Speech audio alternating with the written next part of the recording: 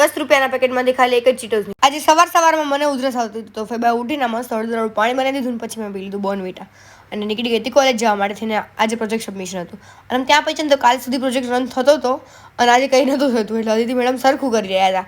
તો મેં કીધું અદિતિ કરે જ છે એટલે અમે ત્યાં સુધી થોડીક વાર નાસ્તો કરી લઈ અને અમે પેકેટ લઈને આવ્યા ને તો આખા ચીટોસના પેકેટમાંથી ખાલી એક જ ચીટોસ નીકળ્યું. પછી અમે કીધું ચલો હશે હવે અને હું અદિતિ મસ્ત ગોસિપ કરી રહ્યા હતા. ત્યાં અમને મળી ગયા હતા ટીચર, તો એમની જોડે પણ થોડીક વાતો કરી લીધી.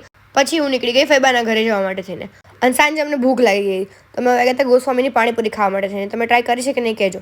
પછી વિયાના છોકરાએ એવું કીધું કે જયેશનું બર્ગર મસ્ત આવે છે. મેં ક્યારે ટ્રાય નહોતું કર્યું તો કીધું ચલો જઈએ આપણે.